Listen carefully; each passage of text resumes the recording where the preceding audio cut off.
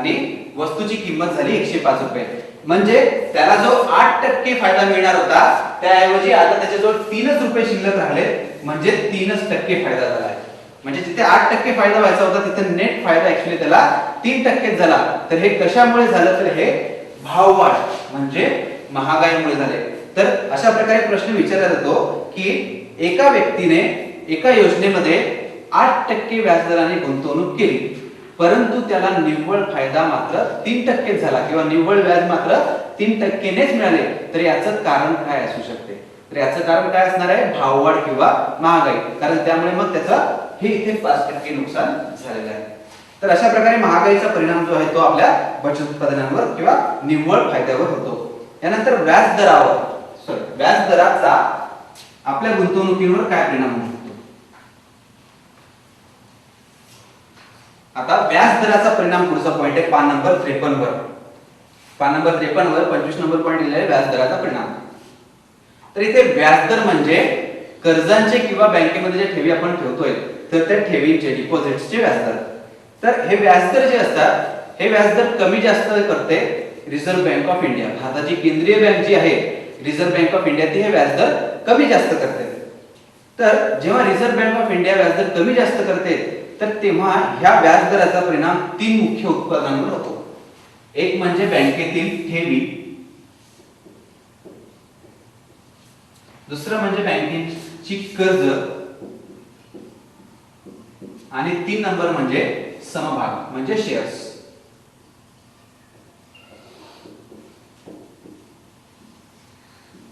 तर अशा प्रकारे चार्ट तुम्ही बाजूला खाली तयार करून घेऊ शकता. ठेवी, कर्ज, समभाग.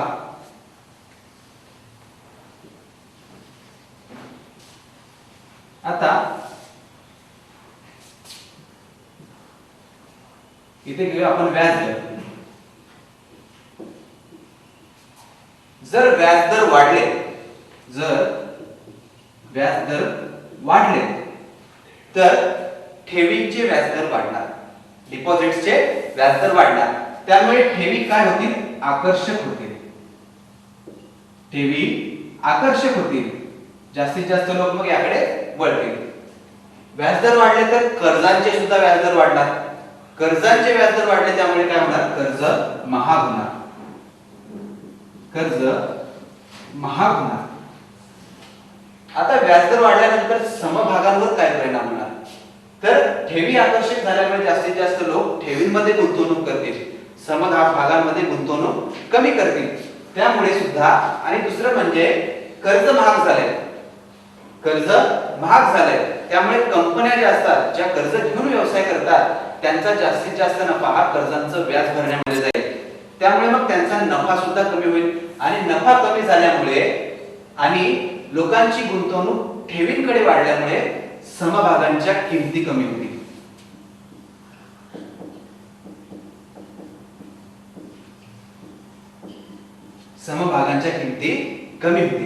तर व्याजदर जर वाढले तर ठेवी आकर्षक होतील, कर्ज महाग होतील आणि समभाग म्हणजे शेअर्सच्या किमती कमी होतील.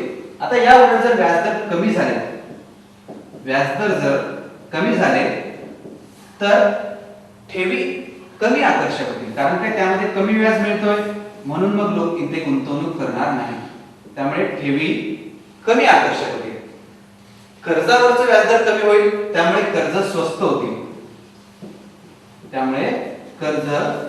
होतील आणि इकडे गुंतवणूक कमी होईल आणि कंपनीचा व्याजामध्ये जाणारा जो पैसा आहे नफ्यातला तो कमी होईल. त्यामुळे कंपन्यांचा नफा वाढेल आणि त्यामुळे मग समभागांच्या किमती सुद्धा वाढतील.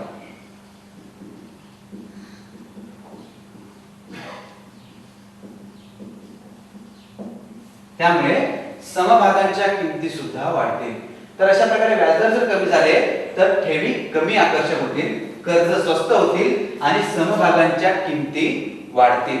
तर यावर तुम्हाला शक्यतो जो जास्त प्रश्न विचारला जातो तो इथे या ठिकाणी विचारला जातो की एका व्यक्तीकडे एका कंपनीचे समभाग आहेत, भरपूर समभाग आहेत, परंतु त्या तिमाहीमध्ये रिझर्व्ह बँकेने व्याजदर वाढीची मालिका जाहीर केली, व्याजदर भरपूर वाढवले.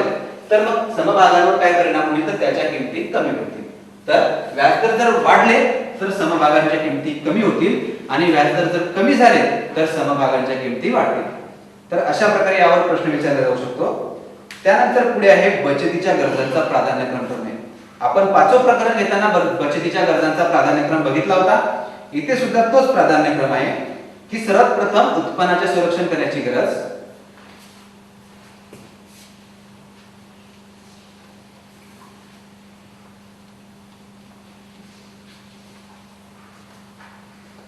तर तिथेच बाजूला तुम्ही लिहून घेऊ शकता बचतीच्या गरजांचा प्राधान्यक्रम. तर त्यामध्ये सर्वप्रथम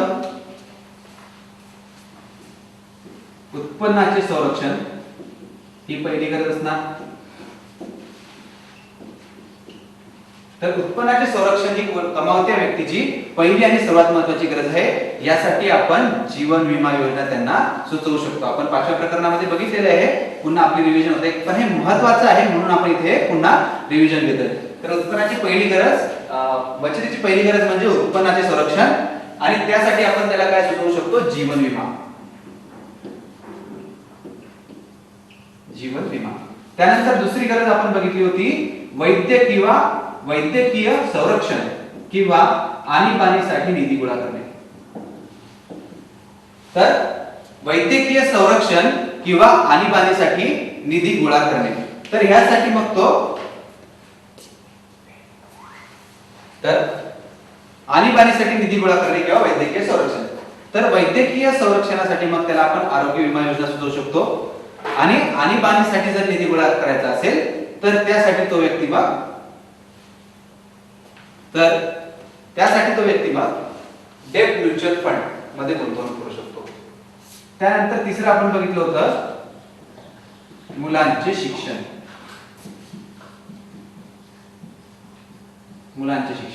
आणि चौथं आपण बघितलं होतं मुलांचे लग्न. तर ह्यासाठी तो व्यक्ती बालक योजनांमध्ये गुंतवणूक करू शकतो. बालक योजनांमध्ये तो व्यक्ती गुंतवणूक करू शकतो. तर अशा प्रकारे हा प्राधान्यक्रम आहे. यानंतर जर पैसे असतील तर मग कर्जांना म्हणजे दायित्वांना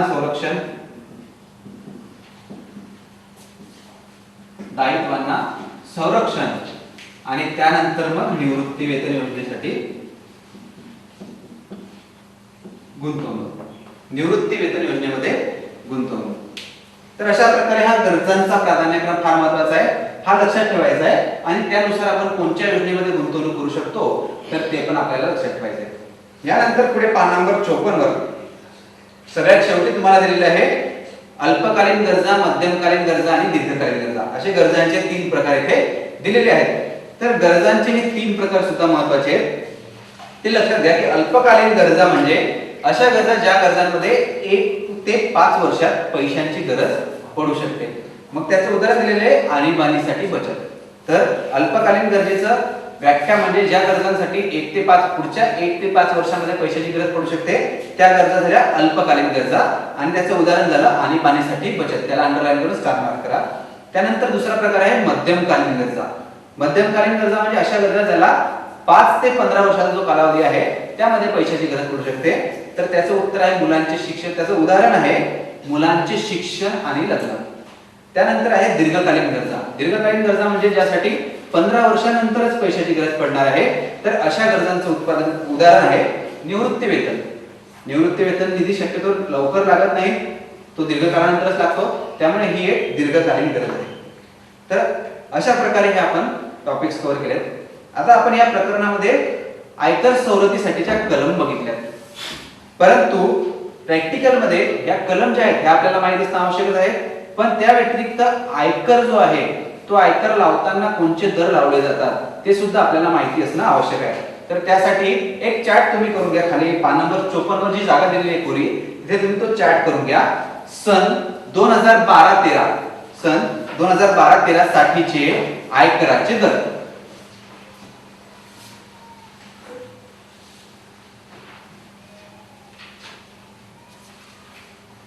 सन 2012-13 साठीचे आयकराचे दर.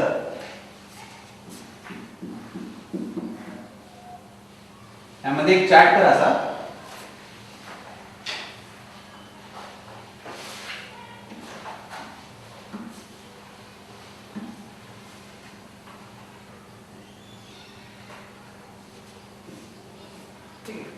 या प्रकारे चॅट करू शकता. यामध्ये सुरुवातीला लिहा पुरुष,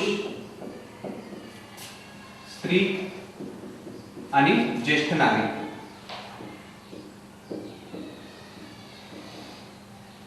पुरुष, स्त्री आणि ज्येष्ठ नागरिक.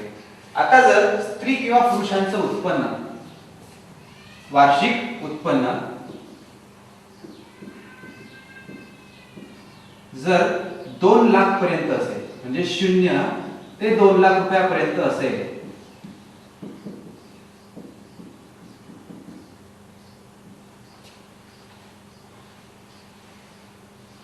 तर यांना या रकमेवर काहीही टॅक्स लागणार नाही, म्हणजे आयकर लागणार नाही, इन्कम टॅक्स नाही. आता ही जी लिमिट आहे, म्हणजे टॅक्स माफ असण्याची लिमिट किंवा मर्यादा, ही पुरुषासाठी 2 लाख रुपयापर्यंत आहे, स्त्रीसाठी 2 लाख रुपये उत्पन्नापर्यंत आहे आणि ज्येष्ठ नागरिकांसाठी ही 2.5 लाख आहे, 2.50 लाख.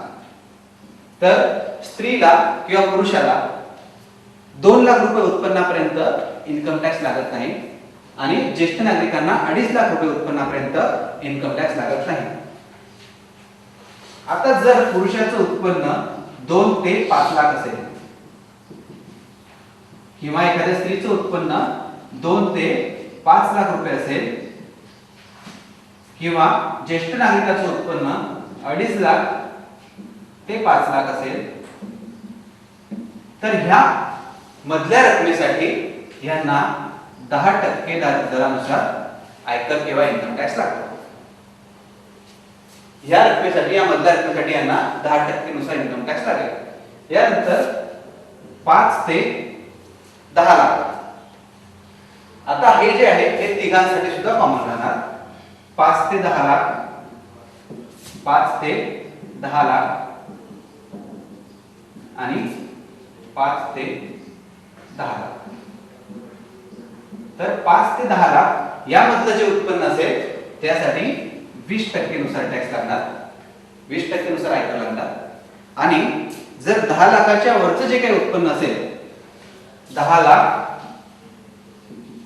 त्यावरील, तर हे सगळ्यांसाठी कॉमन आहे. 10 लाख किंवा त्यावरील उत्पन्न जे असेल त्यावर 30% नुसार इन्कम टॅक्स लागेल. तर ह्या प्रकारे आयकराचे हे दर आहेत, हे आपल्याला लक्षात ठेवायचे आहेत. तर अशा प्रकारे आपलं 6वं प्रकरण इथे संपते आहे. या प्रकरणामध्ये आपण विविध बजेट उत्पादनांचे प्रकार बघितले, त्यांचे फायदे बघितले, आयकर वाचवण्यासाठीच्या विविध कलमा बघितल्या, आयकराचे दर बघितले आणि महागाईचा, व्याजदराचा गुंतवणुकीवर काय परिणाम होतो ते बघितले आणि बचतीच्या गरजा प्राधान्यक्रमाने बघितल्या. आता ह्या प्रकरणामध्ये पान नंबर 51, 52, 53 आणि 54 हे 4 फार महत्त्वाचे पान नंबर आहेत. या 4 नंबरवर जे टॉपिक्स कव्हर केलेत आपण किंवा जे बाजूला लिहून दिलेले मुद्दे आहेत त्यावर हमखास जवळपास एक 3 तरी 4 किंवा 5 प्रश्न तरी येऊ शकतात. म्हणजे शक्यता आहे की 4 ते 5 प्रश्न या 4 पानांवरच येऊ शकतात. पान नंबर 51, 52, 53 आणि 54. त्यामुळे हे फार महत्त्वाचे मुद्दे आहेत, हे आपण चांगल्या प्रकारे करायचे आहेत. तर इथे आपलं 6वं प्रकरण संपते.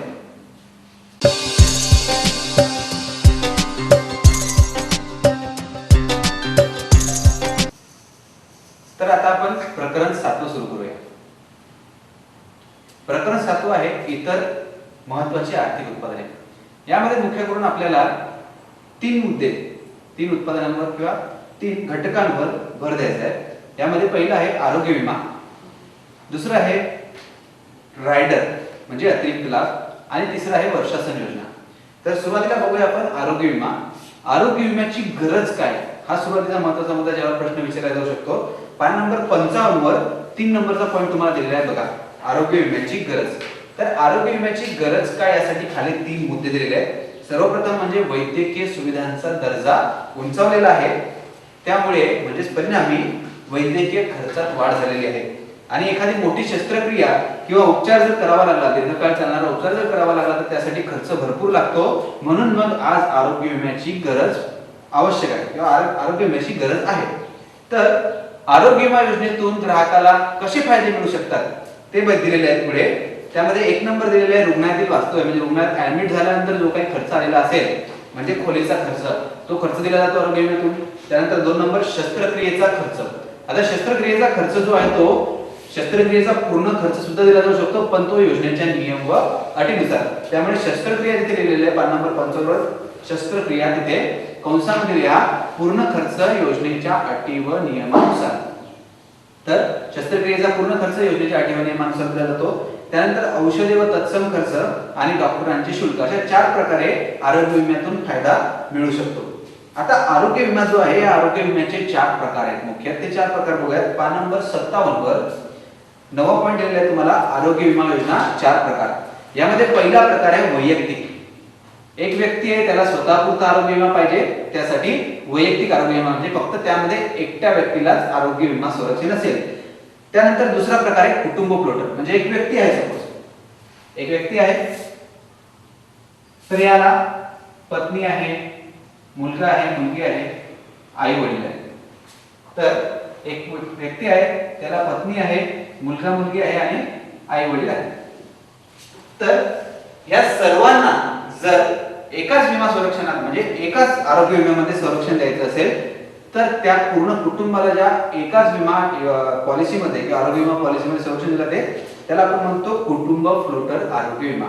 तर या सगळ्यांना एकाच पॉलिसी अंतर्गत संरक्षण देता येते. आता वैयक्तिक आणि कुटुंब फ्लोटर यापैकी कुटुंब फ्लोटर घेण्यामध्ये फायदा कसा ते बघूया आपण. तर यामध्ये जर एका कुटुंबामध्ये 4 व्यक्ती आहेत, एका कुटुंबामध्ये 4 व्यक्ती आहेत आणि जर प्रत्येकाने वेगळा वेगळा आपला 1-1 लाख रुपयाचा आरोग्य विमा जर घेतला, वैयक्तिक आरोग्य विमा प्रत्येकाचा एक 3 व्यक्ती घेऊयात आपण. एका कुटुंबामध्ये 3 व्यक्ती आहेत, त्यांनी प्रत्येकाचा 1-1 लाख रुपयाचा वेगळा वेगळा आरोग्य विमा म्हणजे वैयक्तिक आरोग्य विमा घेतला तर काय होणार. जर या व्यक्तीला ऍडमिट करावं लागलं म्हणजे रुग्णालयात ऍडमिट करावं लागलं तर जास्तीत जास्त 1 लाखापर्यंत याला विम्यातून मदत मिळेल. या व्यक्तीला ऍडमिट करावं लागलं तर 1 लाखापर्यंत आणि या व्यक्तीला ऍडमिट करावं लागलं तर 1 लाखापर्यंत. म्हणजे प्रत्येक व्यक्तीसाठी जी मर्यादा आहे ती वेगवेगळी 1-1 लाखच झाली. पण याऐवजी जर काय केलं यांनी 3-3 लाख वेगळे घेण्यापेक्षा जर 1-1 लाख वेगळे घेण्यापेक्षा जर 3 लाखाचा एक कुटुंब फ्लोटर विमा योजना घेतली, कुटुंब फ्लोटर आरोग्य विमा घेतला तर ह्याला सुद्धा लिमिट जे आहे ते 3 लाखापर्यंत मिळेल, ह्याला सुद्धा लिमिट 3 लाखापर्यंत आणि ह्याला सुद्धा 3 लाखापर्यंतचा फायदा मिळू शकतो. तर अशा प्रकारे कुटुंब फ्लोटर जो आहे यामध्ये सर्व सदस्यांना अंतर्भूत सुद्धा घेतले जाऊ शकते आणि लाभ मिळण्याची मर्यादा जी आहे ती मर्यादा सुद्धा वाढवली जाऊ शकते. तर यामध्ये प्रश्न जो विचारला तो शक्यतो हा विचारला जातो की कुटुंब फ्लोटर योजनेअंतर्गत कोणाकोणाला कुटुंबातील कोणाकोणाला आरोग्य विमा संरक्षण मिळू शकते. तर यामध्ये ती व्यक्ती स्वतः, त्याची पत्नी किंवा पती, त्यांची मुले आणि आई वडील अशा सर्वांना यामध्ये संरक्षण मिळू शकते. त्यानंतर तिसरा प्रकार आहे समूह आरोग्य विमा योजना. जेव्हा एखाद्या समूहाला, मग ते कर्मचारी असतील, संस्थेचे सदस्य असतील, तर असा एखादा समूह असेल तर त्या समूहाला जेव्हा आरोग्य विमा संरक्षण द्यायचं असेल तर त्यासाठी असतो समूह आरोग्य विमा योजना. आणि त्यानंतर चौथा आणि महत्त्वाचा प्रकार आहे रुग्णालयातील भरती दरम्यान दैनंदिन रोख रक्कम लाभ योजना. आता यामध्ये दैनंदिन रोख रक्कम हा शब्द अंडरलाईन करून त्याला स्टार मार्क करा. ह्यामध्ये काय असतं की रुग्णालयात किती दिवस वास्तव्य आहे, किती दिवस ऍडमिट आहे, त्यानुसार प्रत्येक दिवसाची एक ठराविक फिक्स रक्कम मदत म्हणून दिली जाते. ही रक्कम जी आहे ती रुग्णालयाचा खर्च किती झाला यावर अवलंबून नसते. खर्च कमी असो वा जास्त असो ती रक्कम तेवढीच मिळणार. म्हणजे उदाहरण बघूया आता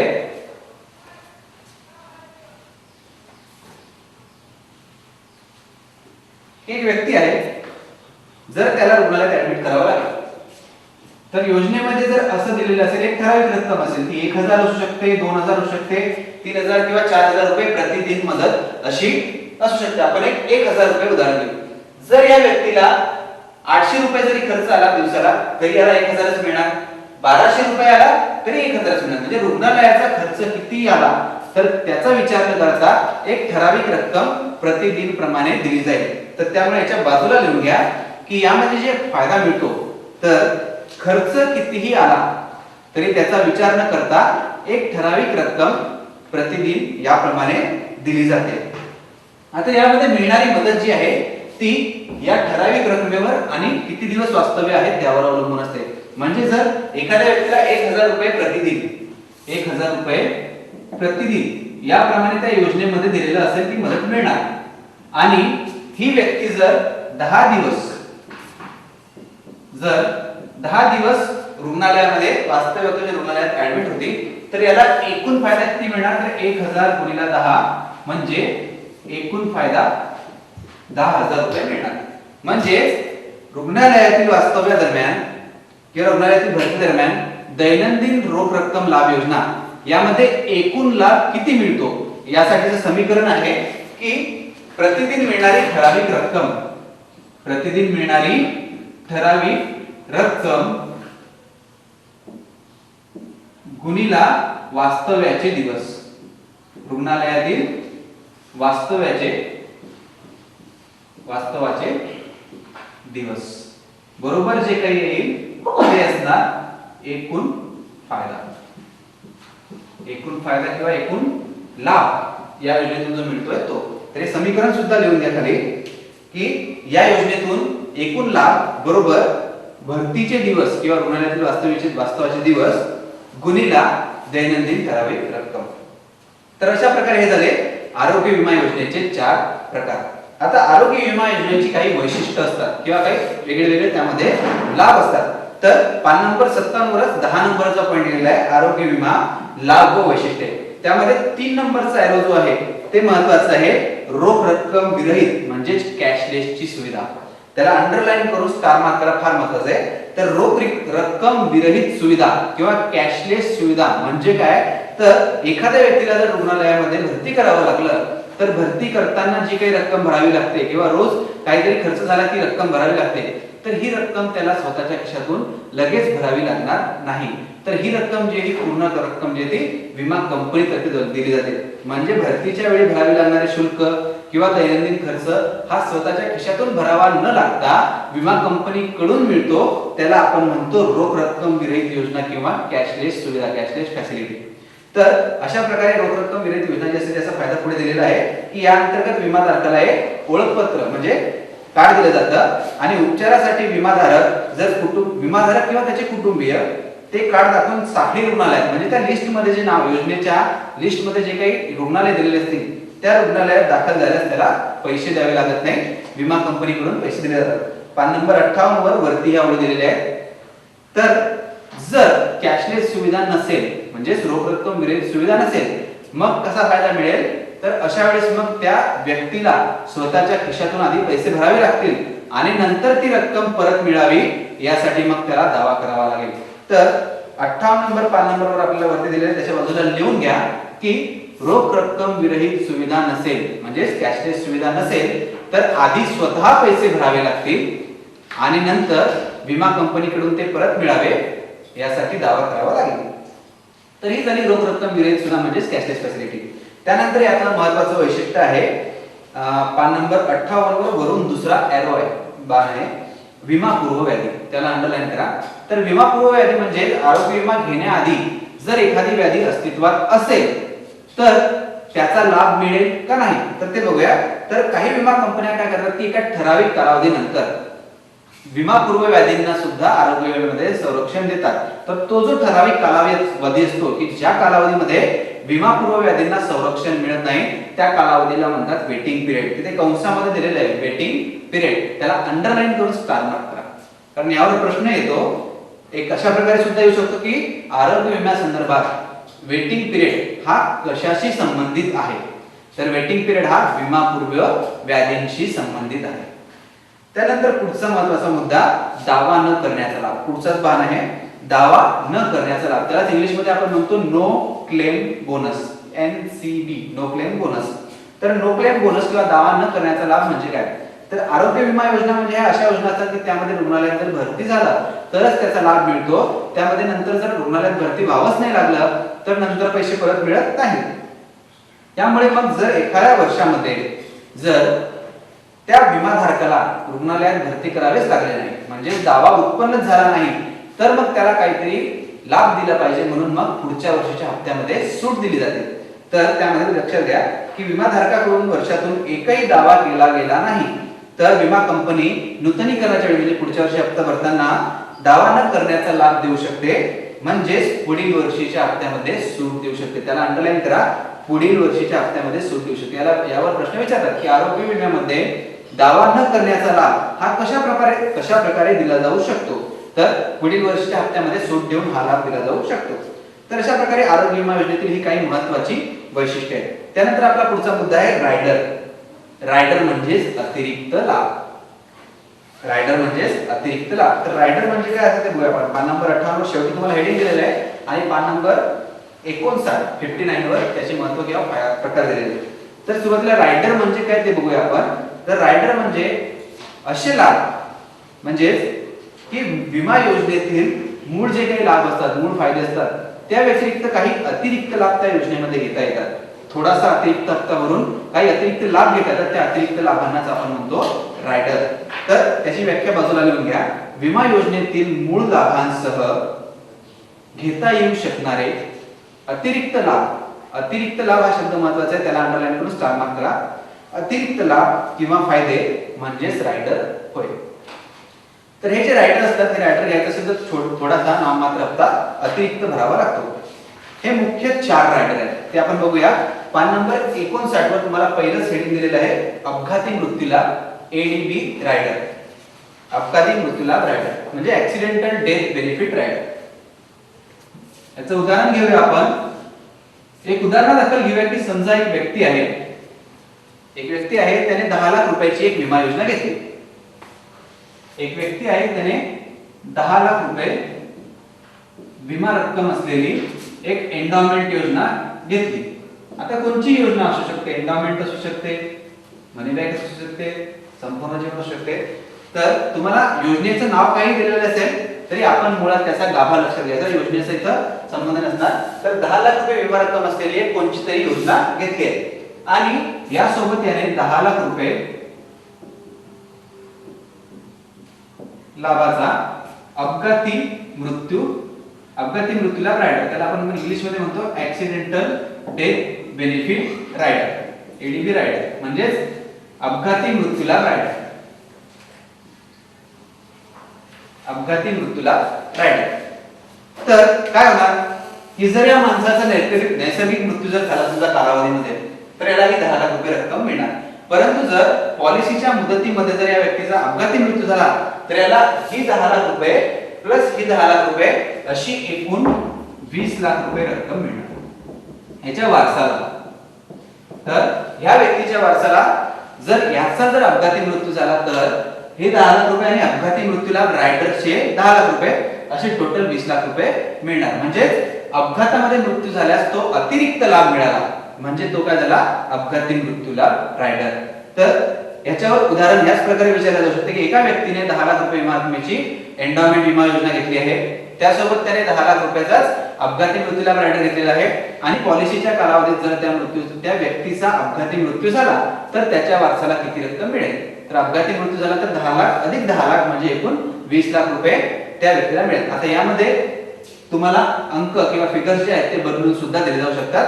तर तुम्ही गावा जो आहे तो किंवा कन्सेप्ट जे आहे ते लक्षात ठेवायचे आहे. तर यानंतर पुढचा रायडर आहे ठराविक काळापुरता असलेला रायडर. त्याआधी आपण अपघाती मृत्यूलाभ रायडर बघितला. त्याचा एक महत्त्वाचा अजून पॉइंट की अपघाती मृत्यूलाभ रायडरचा जर फायदा मिळवायचा असेल किंवा मिळण्याचा असेल तर अपघाती मृत्यू हा जो आहे हा अपघात झाल्यानंतर 180 दिवसांच्या आत जर झाला, 180 दिवस अपघातापासून 180 दिवस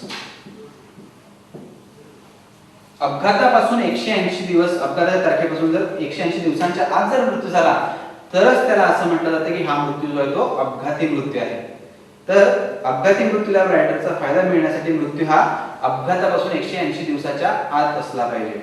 तर अशा प्रकारे हे अपघाती मृत्यूलाभ रायडर झाला. त्यानंतर आहे ठराविक काळापुरता असलेला रायडर म्हणजे टर्म रायडर. तर एखाद्या व्यक्तीला आता आपलं विमा संरक्षणच वाढवून घ्यायचं आहे, म्हणजे दुसरी विमा योजना न घेता, दुसरी पॉलिसी न घेता फक्त विमा संरक्षण जर वाढवून घ्यायची असेल तर त्या व्यक्तीसाठी हा ठराविक काळापुरता असलेला रायडर म्हणजेच त्याला आपण टर्म इन्शुरन्स रायडर हा महत्त्वाचा आहे. अपघाती रायडर मध्ये आपण बघितलं की जर अपघाती मृत्यू झाला तरच ही वाढीव रायडर मिळणार, तरच ही वाढीव रक्कम मिळणार.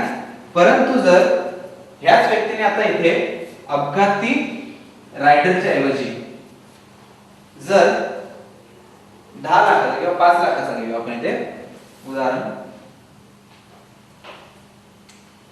5 लाख रुपये रकमेचा ठराविक मुदतीचा रायडर, ठराविक मुदतीचा म्हणजेच टर्म रायडर जर घेतला असेल तर या व्यक्तीचा मग त्या कालावधीमध्ये म्हणजे त्या ठराविक मुदतीमध्ये मग नैसर्गिक मृत्यू असो की अपघाती मृत्यू असो त्या व्यक्तीच्या वारसाला ही रक्कम अधिक ही रक्कम अशी पूर्ण 15 लाख रुपये रक्कम त्या व्यक्तीच्या वारसाला मिळणार. पुढे तुम्हाला उदाहरण दिलेलंच आहे. 10 लाख रुपयाच्या एंडोमेंट पॉलिसीवर जर 5 लाखाचा टर्म रायडर जर घेतलेला असेल म्हणजे ठराविक मुदतीचा रायडर जर घेतलेला असेल तर एकूण 15 लाख रुपये रक्कम त्याच्या वारसाला त्या कालावधीमध्ये जर त्याचा मृत्यू झाला तर मिळेल. तर अशा प्रकारे हा झाला टर्म रायडर म्हणजे ठराविक काळापुरता असलेला रायडर. त्यानंतरचा पुढचा रायडर आहे गंभीर आजाराचा म्हणजे क्रिटिकल इलनेस रायडर.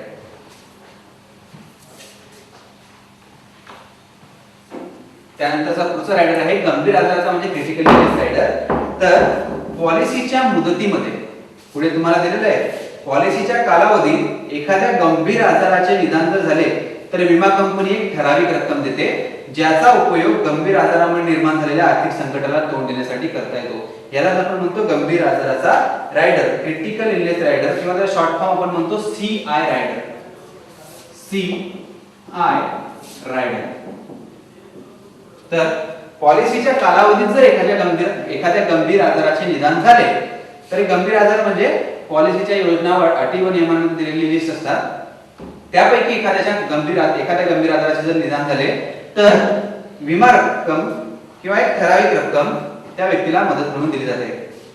तर हा जो CI रायडर आहे ह्याचा लाभ पॉलिसीच्या पूर्ण कालावधीत फक्त एकदाच घेता येतो. एकदा तो उद्भवला की नंतर तो रायडर स्थगित होतो. तर त्यामुळे बाजूला लिहून घ्या CI रायडरचा फायदा म्हणजे गंभीर आजाराच्या रायडरचा फायदा पॉलिसीच्या पूर्ण कालावधीत एकदाच घेता येतो. एकदा तो घेतला की मूळ पॉलिसीतील CI रायडर स्थगित होतो. मूळ पॉलिसीतील CI रायडर मग स्थगित होतो. तर अशा प्रकारे हा आहे गंभीर आजाराचा रायडर. त्यानंतर पुढचा रायडर आहे भविष्यातील हप्त्यांवर सूट रायडर म्हणजे त्याला आपण म्हणतो WOP वेवर ऑफ प्रीमियम. WOP म्हणजे वेवर ऑफ प्रीमियम रायडर किंवा हप्ते माफीचा रायडर. WOP रायडर किंवा हप्त्यावर सूट, भविष्यातील हप्त्यावर सूट मिळण्याचा किंवा हप्ते माफीचा रायडर. तर हा रायडर जो आहे हा 2 वेळा उपयोगी पडतो. एक तर जर एखादा व्यक्ती व्याधीग्रस्त झाला किंवा अपघातामध्ये व्याधीमुळे किंवा अपघातामुळे जर त्याला कायमचे अपंगत्व आले तर मग त्याला पुढचे हप्ते भरावे लागत नाही. हा रायडर जर घेतलेला असेल भविष्यातील हप्त्यावर सूट रायडर तर त्या विमाधारकाला जर एखाद्या व्याधीमध्ये किंवा अपघातामध्ये जर कायमचं अपंगत्व आलं म्हणजे तो आता उत्पन्नच कमवू शकत नाही, जे काम तो आधी करू शकत होता ते कामच करू शकत नाही तर मग त्याचे पुढचे भविष्यातील हप्ते जे आहेत ते माफ केले जातात. अशा वेळी हा उपयोगी ठरतो. आणि दुसरं म्हणजे बालक योजनांमध्ये मूल लहान असतं, वडील कमावते असतात, वडीलच मुलाच्या पॉलिसीचा हप्ता भरत असतात पण दुर्दैवाने जर वडिलांचा मृत्यू झाला तर मग पुढचे हप्ते कोण भरणार. तर अशा वेळेस सुद्धा मग हा रायडर जर घेतलेला असेल तर त्या मुलाच्या पॉलिसीवरील भविष्यातील हप्ते जे आहेत ते माफ केले जातात, त्यांना सूट दिली जाते. तर अशा प्रकारे हा रायडर जो तो उपयोगी पडतो. या व्यतिरिक्त काही इतर रायडर आहेत. त्यामध्ये पुढे पान नंबर 60 वर आपल्याला दिलेले इतर रायडर. त्यामध्ये खाली दिलेले शस्त्रक्रिया. तर इथे लिहून घ्या शस्त्रक्रिया लाभ रायडर. त्याच्या बाजूला लिहून घ्या ह्या रायडर अंतर्गत म्हणजे शस्त्रक्रिया लाभ रायडर अंतर्गत शस्त्रक्रियेचा पूर्ण खर्च योजनेच्या नियम व अटीनुसार मिळू शकतो. शस्त्रक्रिया लाभ रायडर अंतर्गत सुद्धा शस्त्रक्रियेचा पूर्ण खर्च योजनेच्या नियम व अटीनुसार मिळू शकतो. त्यानंतर पुढे आहे गॅरंटेड इन्शुरबिलिटी रायडर. गॅरंटेड इन्शुरबिलिटी रायडर त्याला अंडरलाईन करून स्टार मार्क करा. याच्यावर एखादा प्रश्न येऊ शकतो. एक प्रश्न येऊ शकतो यावर की गॅरंटेड इन्शुरबिलिटी रायडर विमाधारकाला किंवा ग्राहकाला काय अधिकार देतो. तर पुढे जे वाक्य दिलेले ते अंडरलाईन करा की गॅरंटेड इन्शुरबिलिटी रायडर हा ठराविक कालावधीनंतर किंवा आयुष्यातील घटनांवर आधारित विमा रक्कम वाढवण्याचा अधिकार ग्राहकाला देतो. तर विमा रक्कम वाढवण्याचा म्हणजे काय, समजा आज एक अविवाहित मुलगा आहे, अविवाहित तरुण आहे, त्यावर जबाबदाऱ्या कमी आहेत म्हणजे त्यामुळे त्याची विमा रक्कम छोटी असली तरी चालेल पण पुढे जाऊन त्याचं लग्न होणार, त्याची मुलं होणार, त्यावर जबाबदाऱ्या वाढणार म्हणजे त्याची विमा संरक्षणाची रक्कम वाढवणे आवश्यक आहे. तर हा रायडर जर घेतलेला असेल तर त्याला या घटनेनुसार मग विमा संरक्षण वाढवण्याचा अधिकार मिळतो. अशा प्रकारे हे झाले वेगळे वेगळे रायडर. आता या रायडरची काही वैशिष्ट्ये असतात ती पान नंबर 60 वर दिली आहे. तर रायडर म्हणजे अतिरिक्त लाभ आहेत ते आपण बघितलं. त्यानंतर यासाठी नाममात्र दर भरावा लागतो, एक छोटासा अतिरिक्त हप्ता भरावा लागतो. तर हा अतिरिक्त हप्ता जो आहे हा रायडर साठीचा हप्ता जो आहे तो पूर्णपणे करमुक्त असतो, त्यावर कोणताही कर लागत नाही. जसा विम्याचा हप्ता करमुक्त असतो तसाच रायडर साठीचा जो हप्ता आहे तो सुद्धा करमुक्त असतो, त्यावर कर सवलत मिळते. त्यानंतर रायडरमुळे काय होतं की ग्राहकाला त्याच्या गरजेनुसार विमा घेता येतो. एखाद्याला अतिरिक्त विमा संरक्षण पाहिजे तो टर्म इन्शुरन्स रायडर किंवा ठराविक म्हणून कालावधीपुरता असलेला जो रायडर आहे तो रायडर घेऊन तो अतिरिक्त विमा संरक्षण घेऊ शकतो. एखाद्याला अपघातासाठी अतिरिक्त संरक्षण पाहिजे तो अपघाती मृत्यू लाभ घेऊ शकतो. एखाद्याला क्रिटिकल इलनेस म्हणजे गंभीर आजारासाठी संरक्षण पाहिजे तो क्रिटिकल इलनेस रायडर घेऊ शकतो. अशा प्रकारे ग्राहकाला गरजेनुसार विमा घेण्याची सुद्धा मुभा रायडरमुळे मिळते. आता हे रायडर जे आहेत यांचे काही नियम आहेत, हे नियम महत्त्वाचे आहेत, यावर प्रश्न विचारला जाऊ शकतो नियमावर. तर पान नंबर 60 वर 61 वर पान नंबर 61 वर पहिला पान आहे तो बघा की हे रायडर जे आहेत या रायडर साठी आपण नाममात्र अतिरिक्त जो हप्ता भरणार आहे तर सर्व रायडर साठीचा हप्ता जो आहे हा एकत्रित हप्ता मूळ विमा हप्त्यापेक्षा 30% पेक्षा जास्त असू नये. तर रायडरचा हप्ता जो आहे रायडरचा एकूण सर्व रायडरचा हप्ता जो आहे तर तो रायडरचा हप्ता जो आहे तो मूळ विमा हप्त्याच्या 30% पेक्षा जास्त असू नये. यावर तुम्हाला प्रश्न विचारतात की अपघाती मृत्यू लाभ रायडरचा हप्ता हा मूळ हप्त्याच्या रिकामी जागा टक्केपेक्षा जास्त असू नये. तर असा रायडर कोणताही दिलेला असेल तर लक्षात ठेवायचं 30% पेक्षा जास्त असू नये. परंतु याला आता दोन अपवाद आहेत. तर पान नंबर 60 वर शेवटची ओळ जी आहे ती बघा की वैद्यकीय उपचार किंवा गंभीर आजार रायडर, वैद्यकीय उपचार किंवा गंभीर आजार रायडर चा हप्ता मूळ विमा योजनेच्या जास्तीत जास्त 100% आणि तो सुद्धा मुदत विमा योजना आणि समूह विमा योजना. तर मुदत योजना आणि समूह विमा योजना या दोन योजना ज्या ह्याला अपवाद आहेत. कारण काय तर मुदत विमा योजना आणि समूह विमा योजना यांचा मूळ हप्ताच अतिशय कमी असतो, त्यामुळे मग त्यामध्ये रायडरचा हप्ता जो आहे तो 100% पर्यंत जरी आला तरी चालतो. त्यामुळे जर असा प्रश्न विचारला की मुदत विम्यामध्ये अपघाती मृत्यू लाभाचा रायडरचा हप्ता जो आहे तो मूळ हप्त्याच्या रिकामी जागा टक्केपर्यंत असू शकतो. तर मुदत विमा शब्द आल्यामुळे मग तिथे उत्तर येणार 100%. तर मुदत विमा आणि समूह विमा हा शब्द जर प्रश्नामध्ये आला तर मग तिथे उत्तर येणार 100% पर्यंत. आणि जर इतर योजनेसाठी किंवा इतर रायडर जर विचारले तर मग उत्तर येणार 30%. हे लक्षात ठेवायचंय. आता रायडरचे लाभ जे आहेत म्हणजे रायडर 1 लाखाचा घ्यायचा आहे की 2 लाखाचा घ्यायचा आहे की 3 लाखाचा घ्यायचा आहे तर हे लाभ जो आहे रायडरचा हा लाभ सुद्धा मूळ योजनेतील लाभापेक्षा जास्त असू नये. म्हणजे एक व्यक्ती आहे जर त्याने पॉलिसी 10 लाखाची घेतलेली आहे, जर त्याने पॉलिसी 10 लाख रुपये विमा रकमेची घेतलेली आहे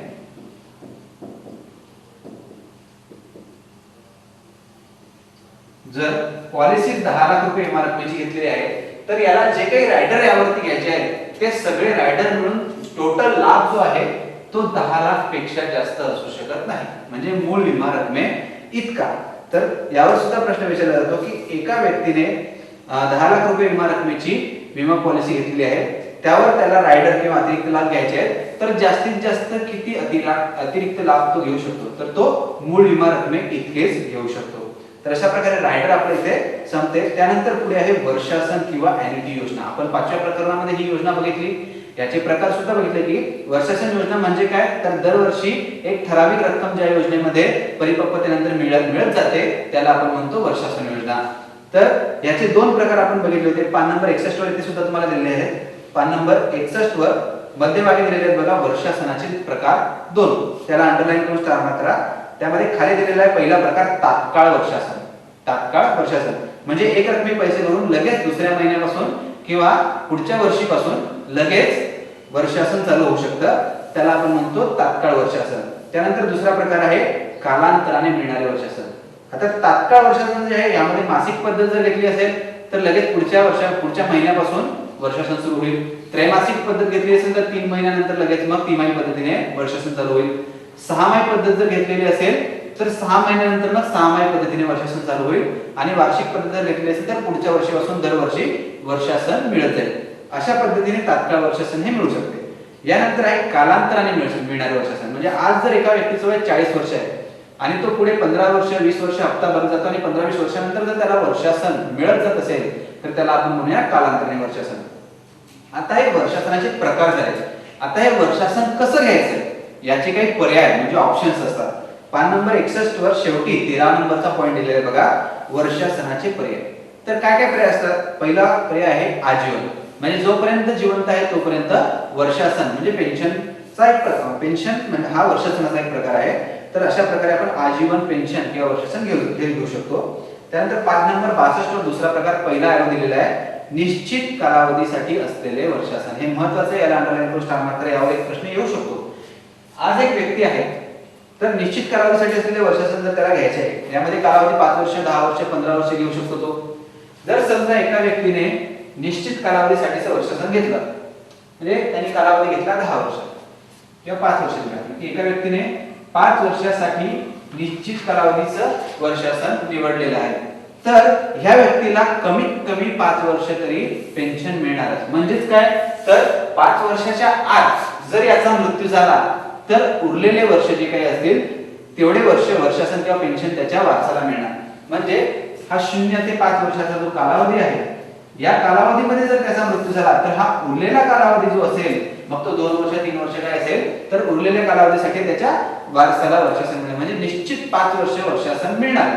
परंतु आता जर हा व्यक्ती 5 वर्षापेक्षा पुढे अजून जगला तर मग काय होणार, तर तो व्यक्ती जिवंत असेपर्यंत त्याला वर्षासन मिळत जाईल. तिथे पुढे तुम्हाला दिले ते अंडरलाईन करा की निवडलेल्या कालावधीनंतर विमेदार जिवंत असेल तर विमेदाराच्या मृत्यूपर्यंत त्याला वर्षासन मिळत जाईल. यावर प्रश्न विचारतात की एका व्यक्तीने 5 वर्षासाठीचे निश्चित कालावधीचे वर्षासन निवडलेले आहे, जर तो 5 वर्षापेक्षा जास्त काळ जगला तर मग वर्षासनाचे काय होईल, तर वर्षासन त्याला तो जिवंत असेपर्यंत मिळत राहणार. त्यानंतर पुढचा प्रकार आहे, पुढचा पर्याय आहे सहजीवन वर्षासन.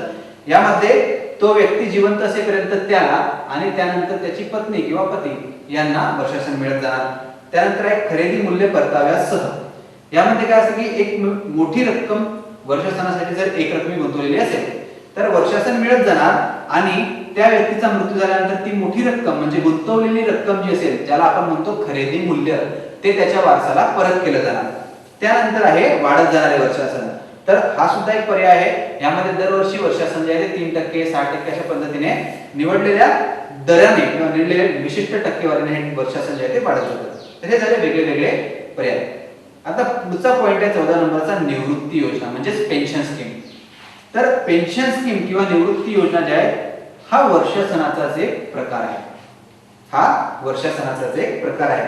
तर निवृत्ती योजना म्हणजे काय असणार मग, तर निवृत्त झाल्यानंतर सुरू होणारी वर्षासन योजना म्हणजेच निवृत्ती वेतन योजना. निवृत्ती योजनेमध्ये तुम्हाला 2 नंबरचा एरो दिलेला आहे, त्याला अंडरलाईन करा. निवृत्ती योजना म्हणजेच निवृत्ती होता क्षणीच सुरू होणारी आजीवन वर्षासन योजना. त्याला अंडरलाईन करून स्टार मार्क करा. आता निवृत्ती वेतन योजना जी असते याच्या 2 अवस्था असतात. याच्या 2 अवस्था असतात. त्या पुढे तुम्हाला पान नंबर 62 वरच खाली 15 नंबरचा पॉइंट दिलेला आहे की निवृत्ती योजनेची वैशिष्ट्ये आणि लाभ. त्यामध्ये पहिली अवस्था दिलेली आहे वाढीची अवस्था. तर एक व्यक्ती आहे, समजा 40 वर्षाचा असतो आहे, त्याला 60व्या वर्षापासून पेन्शन पाहिजे, तर त्याला 40व्या वर्षापासून 60व्या वर्षापर्यंत एक हप्ता भरावा लागणार. यामध्ये त्याची गुंतवणूक केलेली रक्कम जी आहे ती जमा होत जाणार. म्हणजे काय झालं, तिचा निधी जो आहे तो जमा झालेला निधी वाढत चाललाय. तर या कालावधीला आपण किंवा या अवस्थेला म्हणणार वाढीची अवस्था. आणि यानंतर जेव्हा त्याला पेन्शन मिळणं चालू होईल त्याला म्हणता येईल नियमित वर्षासन अवस्था. पुढची शेवटची 62 नंबर पानावर दिलेली आहे नियमित वर्षासन अवस्था. तर जेव्हापासून त्याला पेन्शन चालू होईल, तर पेन्शन चालू झाल्यानंतरची जी अवस्था असते त्याला आपण म्हणतो नियमित वर्षासन अवस्था. तर या नियमित वर्षासन अवस्थेपूर्वी म्हणजे पेन्शन सुरू होण्यापूर्वी त्या व्यक्तीला जमा झालेल्या फंडातून, जमा झालेल्या निधीतून एक रक्कम काढून घेता येते. हे आपण 5व्या प्रकरणात सुद्धा बघितलं होतं, पण महत्त्वाचं असल्यामुळे पुन्हा घेऊया येते.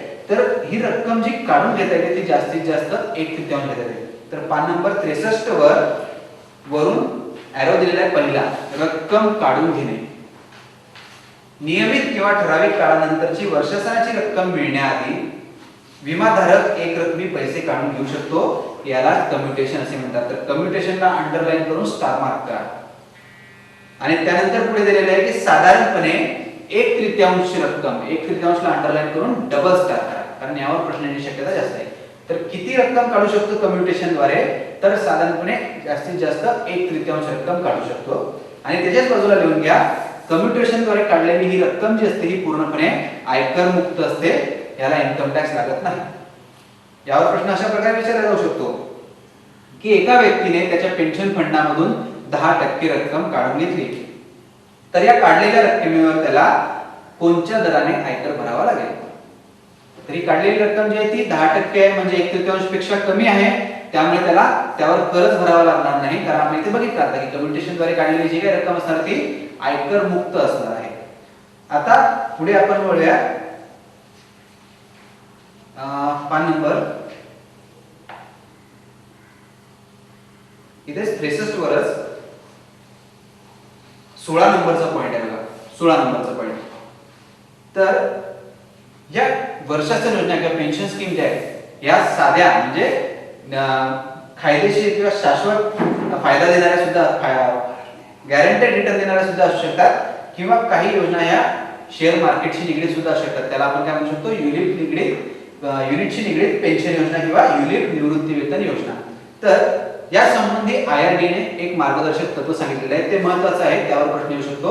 16 नंबरचा पॉइंट, पान नंबर 63 वर 16 नंबरचा जो पॉइंट आहे त्याला स्टार मार्क करा की 1 सप्टेंबर 2010 पासून IRDA च्या नियमानुसार सर्व युनिट निवृत्ती वेतन योजनांतर्गत वाढीच्या काळात विमाधारकाला कमीत कमी 4.5% वार्षिक परतावा म्हणजे व्याज देणे अनिवार्य आहे. यावर 4.5% जे आहे त्याला अंडरलाईन करून स्टार मार्क करा, त्यावर प्रश्न विचारला जातो. म्हणजे उदाहरणार्थ काय की एक व्यक्तीचं बघा वय आज समजा 40 वर्ष आहे आणि त्याला 60व्या वर्षापासून जर पेन्शन घ्यायची असेल, तर ह्या कालावधीसाठी जो काही हप्ता तो दरवर्षी भरतो आहे, तर याला कमीत कमी दरवर्षी 4.5% व्याज देणे अनिवार्य आहे.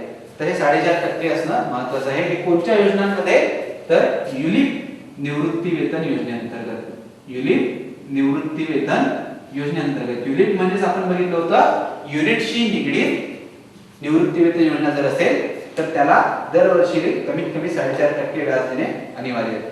तर अशा प्रकारे आपलं हे 7वं प्रकरण इथे संपते आहे.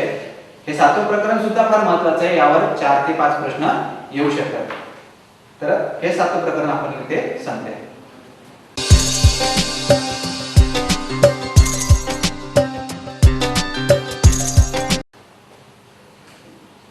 तर लगेच आपण 8व्या प्रकरणाला सुरुवात करूया, ग्राहकाच्या गरजा ओळखणे.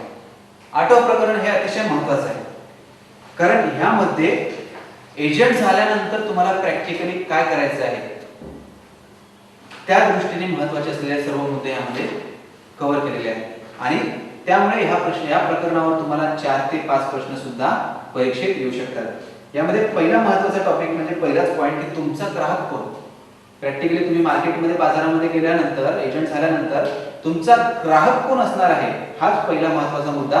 तर त्यातली पहिली सोय जी आहे ती अंडरलाईन करून स्टार मार्क करा की तुमचा संभाव्य ग्राहक कोण. तर विमा एजंटला भेटलेली आर्थिक गरजा असलेली कुठलीही व्यक्ती, प्रत्येक व्यक्ती, ज्या व्यक्तीला आर्थिक गरज आहे अशी प्रत्येक व्यक्ती म्हणजे तुमचा संभाव्य ग्राहक आहे, त्याला अंडरलाईन करून स्टार मार्क करा.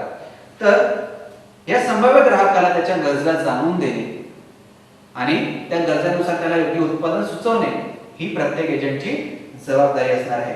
तर एका व्यक्तीच्या गरजा काय असू शकतात हा प्राधान्यक्रम आपण मागे 2 वेळा पुन्हा बघितलेला आहे, पण इथे पुन्हा बघूयात कारण हा फार महत्त्वाचा आहे. तर तिथे व्यक्तीच्या गरजा दिलेल्या आहेत, खाली ॲरो दिलेले आहेत प्राधान्यक्रम. तर त्यामध्ये पहिला ॲरो जो आहे त्याला 1 नंबर द्या की कुटुंबातील कमावता व्यक्ती जो आहे त्याचा अकाली मृत्यू जर झाला तर त्यावर अवलंबून असलेल्या व्यक्तींना पुरेसा निधी देणे. म्हणजेच काय करायचं आहे तर उत्पन्नाचे संरक्षण करायचे. त्याला समोर कंसामध्ये लिहून घ्या, उत्पन्नाचे संरक्षण. मग यासाठी कोणती योजना सुचवणार आहे आपण, जीवन विमा योजना. त्यानंतर दुसरी गरज आहे आणीबाणीसाठी आपत्कालीन निधी, किंवा आपण त्यासाठी अजून एक आवडमध्ये काय बघितलं होतं, वैद्यकीय संरक्षण. तर आणीबाणीसाठी आपत्कालीन निधी जर गोळा करायचा असेल त्यासाठी आपण सांगितलं डेब्ट म्युच्युअल फंड. इथे पण लिहून घ्या, मागे आपण घेतलेलं आहे ते सुद्धा इथे लिहून घ्या, डेब्ट म्युच्युअल फंड. आणि जर वैद्यकीय संरक्षण लागत असेल तर त्यासाठी आरोग्य विमा.